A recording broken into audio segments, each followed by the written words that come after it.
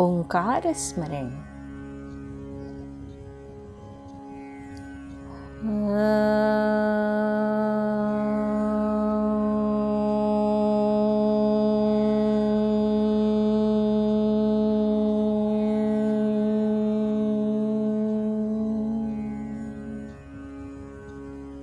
मित्रमैत्रिणींनो, प्राध्यापक डॉक्टर शैलजा रानडे लिखित महाभारतातील एका सुंदरशा प्रासंगिक कथेचं कथन करते आहे. शीर्षक आहे द्रौपदीची थाळी. द्यूतात पराभूत झालेले पांडव द्वैतवनात वास्तव्य करू लागले. राजमहालात राहणारे पंचपक्वान्न भक्षण करणारे पांडव पर्णकुटीत राहू लागले. कंदमुळे भक्षण करू लागले. ज्यांच्याकडे हजारो याचक भोजन करून तृप्त होत, त्यांना आता दुसऱ्या पुढे झोळी पसरण्याची वेळ आली. पांडवांची अशी स्थिती पाहून द्रौपदीला अत्यंत दुःख होई. तिचे मन तिळतिळ तुटत असे. शेवटी तिने भगवान सूर्यनारायण यांची आराधना करण्याचे ठरविले. तिच्या तपस्येमुळे भगवान सूर्यनारायण तिच्या पुढे प्रकट झाले व म्हणाले, हे याज्ञसेनी, तुझ्या भक्तीमुळे मी तुझ्यावर प्रसन्न झालो आहे. तेव्हा काय मागायचे असेल ते माग. तेव्हा द्रौपदी म्हणाली, हे भगवंता, तू सकल जीवसृष्टीचा पोषण करता आहेस. तेव्हा आमचे सुद्धा पोषण होईल असे साधन तू आम्हाला द्यावे. तेव्हा सूर्यनारायणाने एक चकाकणारी थाळी द्रौपदीला दिली व म्हणाले, द्रौपदी, ही थाळी घे. ही केवळ थाळी नाही, तर हे अक्षय पात्र आहे. ह्यातून तू याचकांना इच्छा भोजन देऊ शकशील. पण लक्षात ठेव की तुझे भोजन झाल्यानंतर ह्या थाळीतून भोजन प्राप्त होणार नाही. असे बोलून सूर्यदेव अंतर्धान पावले. ती थाळी मिळाल्यामुळे द्रौपदीला अत्यंत समाधान वाटले. आश्रमात येणाऱ्या प्रत्येकाचे त्यामुळे ती आदरातिथ्य करू शकत होती. पांडवांच्या पर्णकुटीत येणारा प्रत्येक जण संतुष्ट होत होता. द्रौपदीच्या थाळीचा हा प्रभाव दुर्योधनाच्या कानावर आला आणि त्याला पांडवांचा अत्यंत मत्सर वाटू लागला. वनात असून सुद्धा पांडवांची प्रशंसाच होते आहे हे पाहून त्याच्या अंगाची लाही लाही झाली.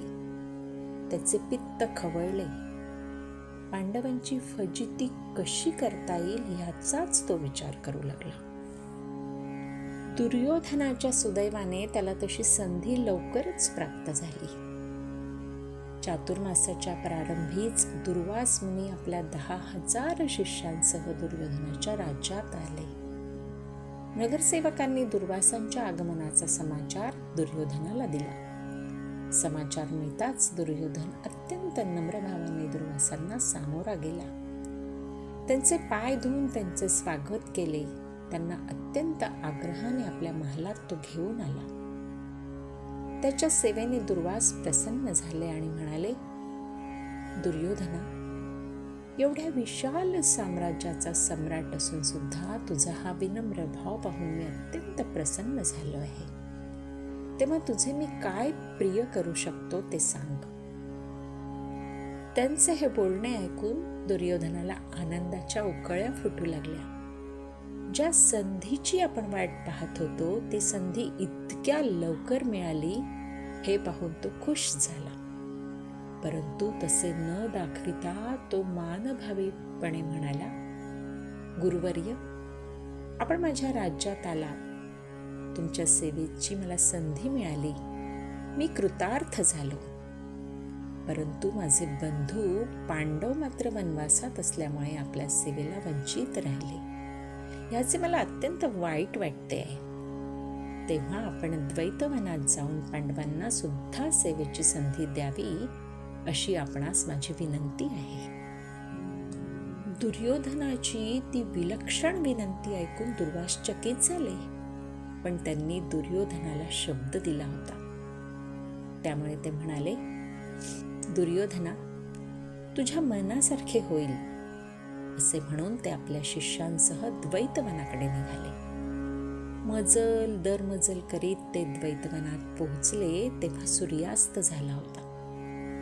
ते पांडवांच्या पर्णकुटीसमोर उभे राहिले. त्यांना पाहताच पांडव लगबगीने पुढे झाले.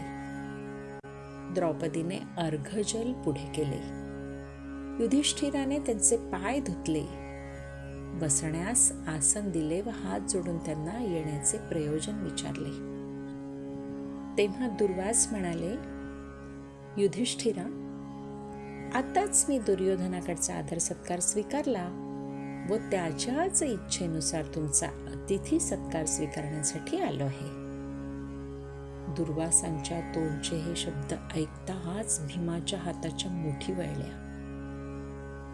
अर्जुनाने युधिष्ठिराकडे सहेतुक नजर टाकली, परंतु युधिष्ठिराने त्यांना नजरेनेच शांत केले व तो दुर्वासांना नम्रपणे म्हणाला, दुर्योधनाची आमच्यावरील प्रीती मी जाणतो, तरी आता आपल्यासाठी काय करावे, आपण आज्ञा द्यावी. युधिष्ठिरा, मी व माझा शिष्य परिवार दिवसभराच्या मार्गक्रमाने थकून गेलो आहोत. आम्ही स्नान आणि संध्यावंदन करून येतो, तोपर्यंत आमच्या भोजनाची व्यवस्था करावी. असे बोलून दुर्वास आपल्या शिष्य परिवारासह निघून गेले. आता काय करावे? एवढ्या सगळ्यांची भोजन व्यवस्था कशी करावी? पांडव चिंतित झाले. द्रौपदी सुद्धा अत्यंत व्याकुळ झाली. दुर्वासांची व्यवस्था न करणे म्हणजे त्यांच्या क्रोधाग्नीत आपल्या प्राणांची आहुती देणे आहे, हे ती जाणत होती. अशा ह्या संकटाच्या वेळी भगवान श्रीकृष्णाशिवाय दुसरा कोणीच आपल्याला वाचवू शकणार नाही, हे तिने जाणले आणि मनोमन कृष्णाचा धावा सुरू केला. हे श्रीकृष्ण, मुरारे, तुझ्या ह्या असाह्य भगिनीला तुझ्याशिवाय याचा कोणाचाच आधार नाही. हे मनमोहना, दयाळा, धाव पाव रे ह्या संकटातून वाचव. द्रौपदीचा हा आर्त स्वर भगवंताच्या कानी पडला आणि तो दीनबंधू भक्त रक्षक भगवान श्रीकृष्ण क्षणाचाही विलंब न लावता पांडवांपुढे येऊन उभा राहिला. श्रीकृष्णाला असे अकस्मात आलेले पाहून पांडवांना अत्यंत आनंद झाला. अगं द्रौपदी, बघ तरी कोण आलंय. अर्जुनाने द्रौपदीला आवाज दिला. अर्जुनाचा तो हर्षभरीत स्वर द्रौपदीच्या कानी पडला आणि ती धावतच पर्णकुटीच्या बाहेर आली. द्वारकाधीश श्रीकृष्णाला पाहून तिच्या डोळ्यातून आनंदाश्रू ओघळले. कृष्णा, तू आलास? तिने कृष्णाला व्याकुळ साद घातली. अगं कृष्णे, तू बोलावले आणि मी आलो नाही असं कधी झालंय का? पण ते जाऊ दे, खूप भूक लागली आहे मला, काहीतरी खायला दे ना. श्रीकृष्ण हसून द्रौपदीला म्हणाला, अरे कृष्णा, दुर्वास आणि त्यांच्या शिष्य परिवाराला देण्यासाठी माझ्याकडे काही नाही, म्हणून तुझी आळवणी केली आणि तूच मला भोजन मागतोस. कृष्णा, थट्टा करतोयस का रे माझी? द्रौपदी डोळ्यात पाणी आणून म्हणाली. तेव्हा श्रीकृष्ण म्हणाला, अगं तुझ्या थाळीतून दे ना काहीतरी. त्यावर द्रौपदी म्हणाली, नाही रे, थाळीतून आता काहीच मिळणार नाही, कारण माझे भोजन झाल्यानंतर थाळीतून अन्नप्राप्ती होत नाही. अगं नाही, कसं बघ, एखादा अन्नाचा कण, एखादे पान असेल थाळीला, तेवढेही मला पुरेसे आहे. श्रीकृष्णाने आग्रहच धरला. तेव्हा द्रौपदी पर्णकुटीत प्रवेशली. देवासमोर ठेवलेली थाळी तिने हातात घेतली आणि उलटी सुलटी करून पाहिली. तेव्हा थाळीच्या कडेला चिकटलेले भाजीचे एक लहानसे पान तिला दिसले. ती धावतच बाहेर आली व म्हणाली, कृष्णा, आहे रे बाबा, हे लहानसे पान आहे. असे म्हणून तिने ते पान कृष्णाच्या समोर केले. कृष्णाने ते पान तोंडात टाकले आणि म्हणाला, आहा कृष्णे, किती अमृत मधुर स्वाद आहे ह्या पानाचा. माझे पोट भरले, मी तृप्त झालो. असे म्हणून श्रीकृष्णाने ढेकर दिली आणि चमत्कारच झाला.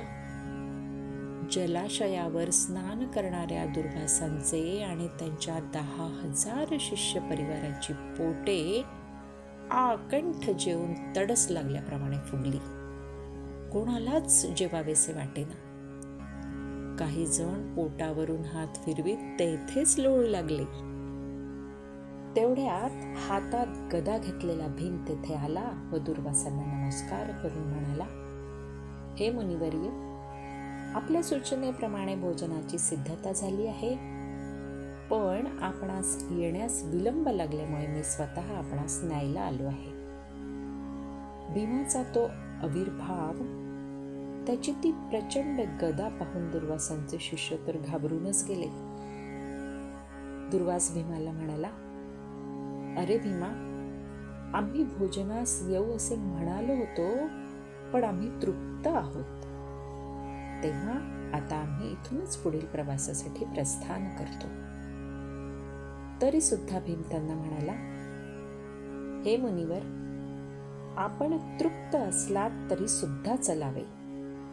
पानावर बसून 2-4 घास खाऊन आम्हास उपकृत करावे. भीमाच्या तोंडून भगवान श्रीकृष्णाचे नाव ऐकले आणि दुर्वासांना स्वतःच्या तृप्तीचे कारण समजले. ते हसून म्हणाले, हे भीमा, प्रत्यक्ष विश्वंभर तुमचा पाठीराखा आहे, तेव्हा अज्ञातवासात तुम्हाला कोणीही ओळखणार नाही असा मी तुम्हाला आशीर्वाद देतो. असे म्हणून तृप्त मनाने दुर्वास आपल्या शिष्य परिवारासह निघून गेले. मित्रमैत्रिणींनो, आणि म्हणूनच आलेल्या अतिथीला अक्षय अन्नदान करून तृप्त करणाऱ्या अन्नव्यवस्थेसाठी द्रौपदीची थाळी हा शब्दप्रयोग वापरला जातो. धन्यवाद मित्रमैत्रिणींनो.